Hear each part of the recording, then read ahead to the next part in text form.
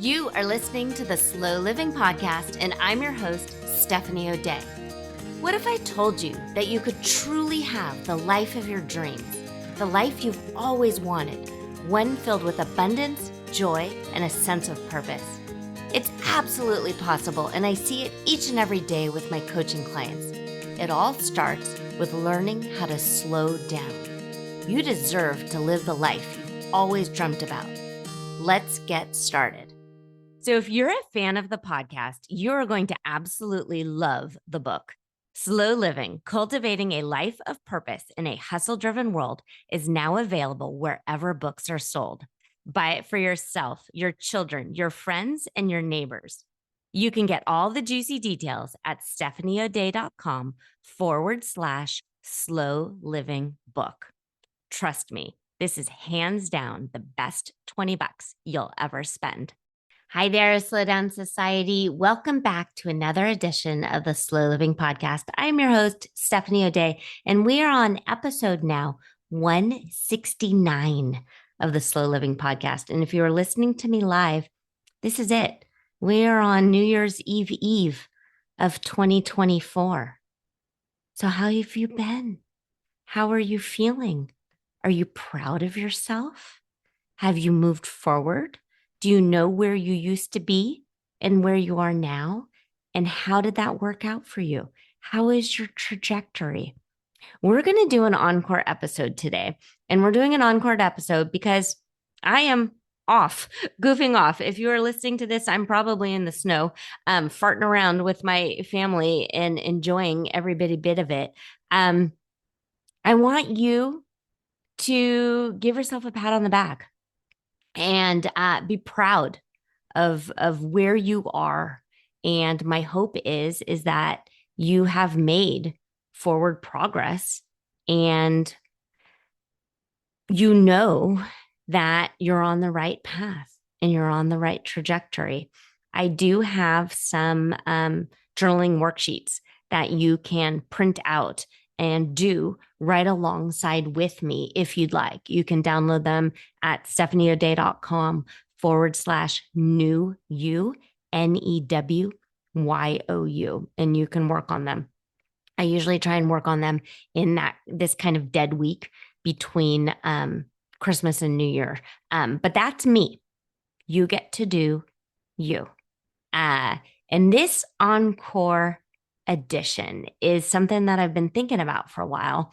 And the reason I wanted to bring it up is because I hear excuses.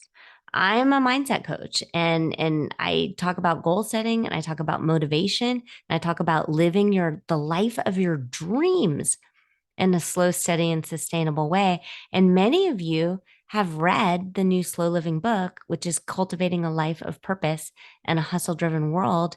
And you've written to me. And some of you have taken this as a challenge. You're like, yep, Steph's right. I am going to reinvent myself. I am going to step into this new me. And I'm proud of who I am and who I know I'm going to be. And some of you put up roadblocks, put up obstacles and say, nope, I can't do that because. And you're living in becauseing. And the roadblocks you're looking at not as challenges and not as obstacles and not as things that you can move around or step around or climb around, but as big, huge, unsurmountable obstacles that you think maybe is a sign that it's not meant to be for you, or this is your lot in life, or that you couldn't possibly overcome these hurdles and these obstacles. And Steph, there's no way, you have no idea the struggles that I've been through. And so this might be right for you, and this might be right for some other people, but it's not right for me. I've got too much going on, and I just can't take the time to move forward on taking care of myself and meeting these arbitrary personal and professional goals that you keep talking about. It's not for me. It's not in my cards. Okay. I hear you and I see you and I get it. So I want you to kind of relax your shoulders and unclench your jaw and suspend your disbelief for the next 25 minutes or so and listen listen to this Encore episode. It's called Everybody Has Something, because that's the truth. And this is it. You're never going to get another today. Consider yourself loved and hugged. I think you're amazing. I think you are wonderful. I'm proud of you. If you want to join in this current cohort of Simple Shortcuts to Peace, do so. Simple Shortcuts to Peace is at stephanieaudet.com/peace, PAACE. You are not behind and you are not alone. And yes, I wholeheartedly believe it. And I will say it until I am some sort of chartreuse color in my face. Everybody has something. And you too can do hard things. And I know you can do this. Take a listen. Let me know your thoughts. See you on the other side. Hi there, Slow Down Society. Steph here, and welcome to another episode of the Slow Living Podcast. We're on episode number 125. And today, I would call this episode Everybody Has Something. And so I'll give you a little bit of a backstory on this. This idea has kind of been bouncing around my brain for the past few weeks or so. And one of the reasons I love interviewing people and bringing them onto this podcast is to show that everybody's got something. Everybody's got a backstory. Everybody has stuff that maybe they're not proud of or situations that happened in their past, but it doesn't excuse behavior in the present. And it also doesn't keep you from moving forward on your personal and your professional goals. And so before we dive into the personal and the professional goals, I want to talk about how it doesn't excuse you from your behavior. This kind of comes up actually a lot at work. In my day job, I work in elementary school, and kids are constantly, I don't know, getting in arguments, getting in disagreements, getting sometimes, and they're young, they're little children of like, well, he hit me first, so then that's why I hit him. But the fact is, whatever has happened, you still have to follow the rules. And whatever your stuff is, whatever your thing is, it doesn't justify your misbehavior. And so the last weekend or so, it was super rainy and stormy in the San Francisco Bay Area. And my older kids had told me that I should binge watch The Act, which is on Hulu. And that is the Gypsy Rose Blanchard story. And if you're not familiar, Gypsy Rose Blanchard, I don't know, maybe she's in her 30s now, but she recently got released from serving a jail sentence. And there were some documentaries on her, a lot of writing about her. Hulu just, I guess actually this Hulu, The Act, has been out for 5 years, and I must have been living under a rock because I didn't know it was there. But she was a victim of her mother. She was a victim of Munchausen by proxy, which is her mom used her to garner support and interest and money from strangers on the internet and people in their own home area to donate funds. She was a fraud. The mom was completely and totally a fraud. And Gypsy was absolutely a victim. And she ended up conspiring with her boyfriend at the time to kill her mom. Her mom is dead. Her mom was stabbed. And I'm not spoiling anything because this is like you know, you know this if you follow the story, and in The Act and in any of the documentaries, that's literally in the first 5 minutes you find out that mom is dead. So the mom's name was Dee Dee, and she is dead. And Gypsy Rose and her then boyfriend at the time did it. The boyfriend actually did it, and he's in jail for a life sentence. And Gypsy was sentenced to 10 years and just got out in the past, I don't know, 6 or 8 weeks, which again is why this might sound familiar because it's hitting the news again. And so it's really interesting for me to watch this. And it was like a rabbit hole. And then I started reading message boards and pulling up past articles, and I found the whole thing fascinating. But what's interesting is when talking to my now 19-year-old, she said something like, well, it's not Gypsy's fault. It was her mom's fault. And her mom did it. And I'm like, yeah, but that doesn't mean you can murder someone. And she's like, ah, mom, you just don't understand. So then I started reading some of the comment sections and some of the online articles. And I think we can all agree that reading comment sections is probably not the healthiest way to get your information online. But I am always a little fascinated by people on the internet and what their thoughts are. And many people believe that Gypsy was justified in having her mother stabbed to death. And I get it. I get it from a victim standpoint. But the fact is, she broke the law. She killed someone. And yes, she went to jail. And yes, I absolutely agree that a 10-year sentence and then 8 for getting out for good behavior makes sense in this situation. But I do not agree with her getting off scot-free. This was not self-defense. She plotted, she planned. She was, I think she was 19, 20 years old when this happened. Some can argue that she had an internet connection. She had a cell phone. She was communicating with a boyfriend. She could have done many other things except for conspiring to murder her mom.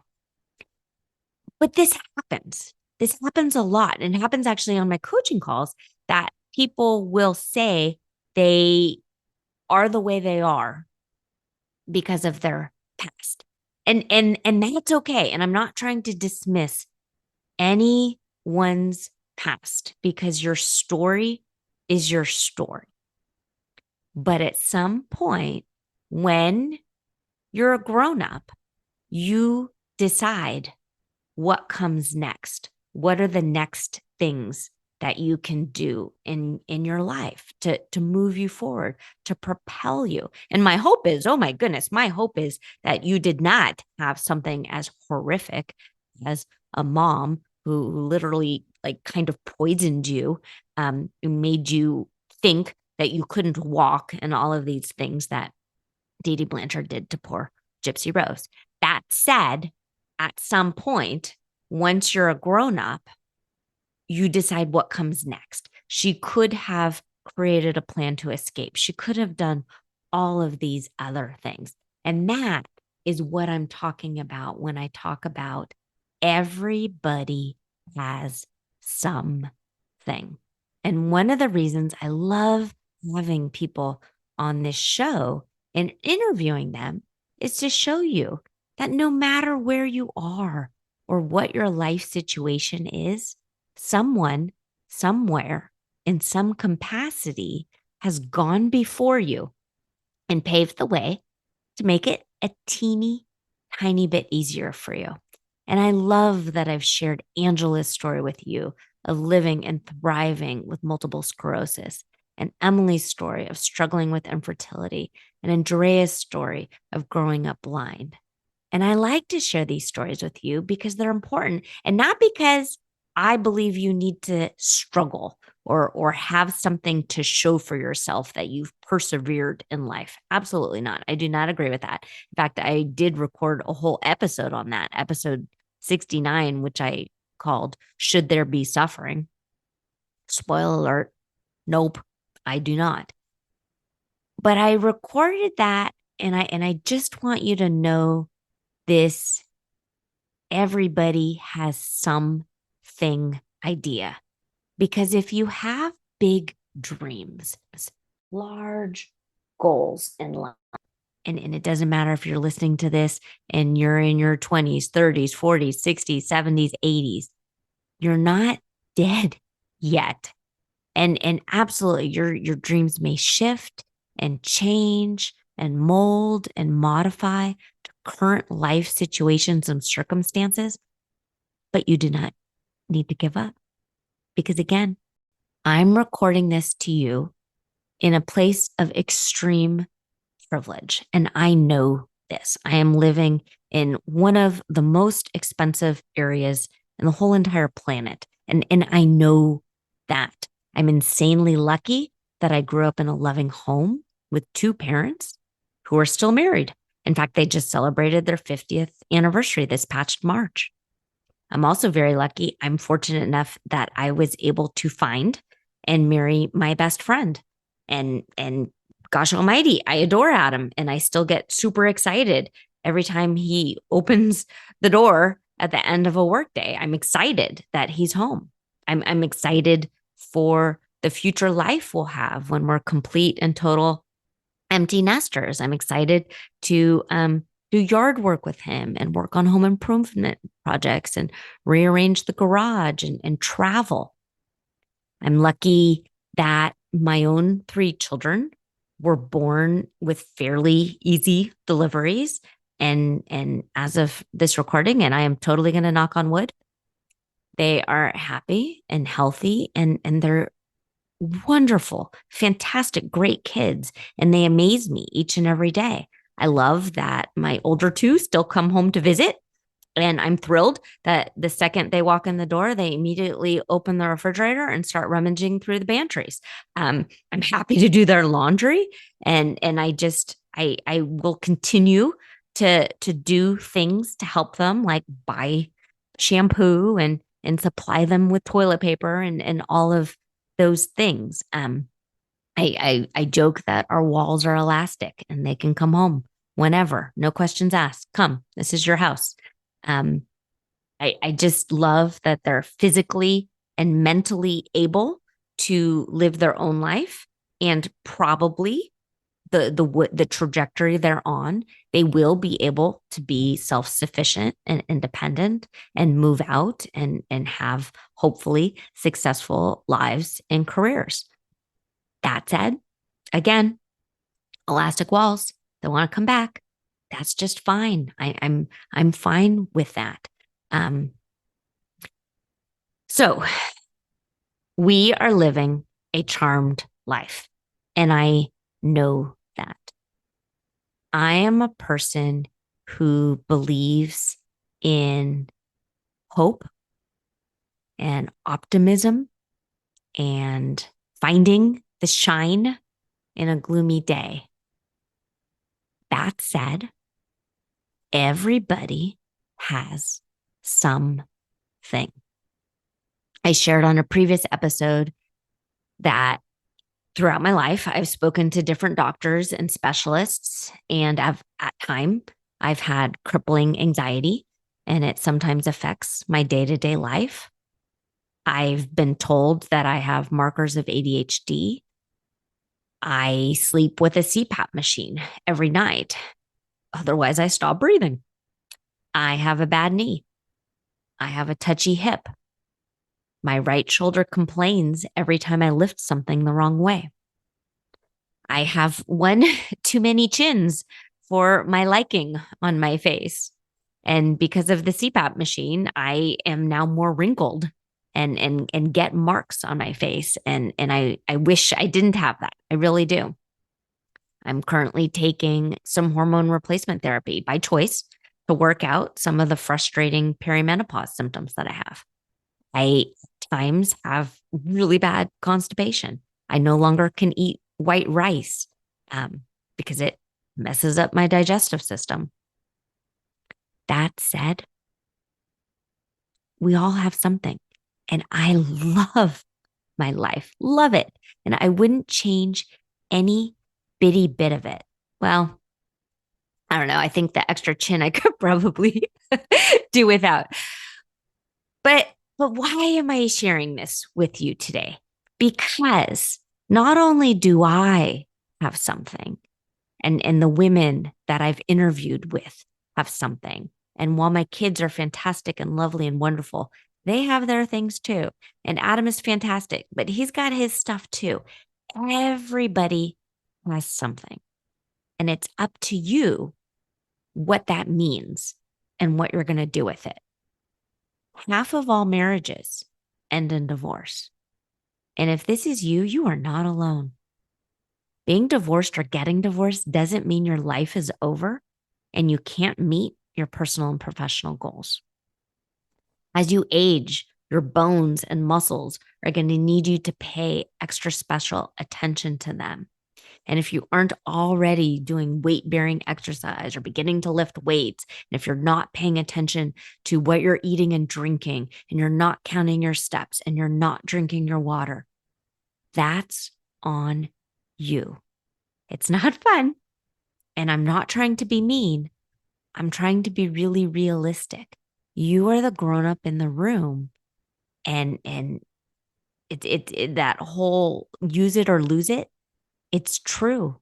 If you're not trying to learn something new every day, your brain, unfortunately, will start to forget more things and deteriorate. If you're not actively trying to nourish your body with healthy food and putting protein first and then allowing it nice long breaks for digestion, you're gunking up your works.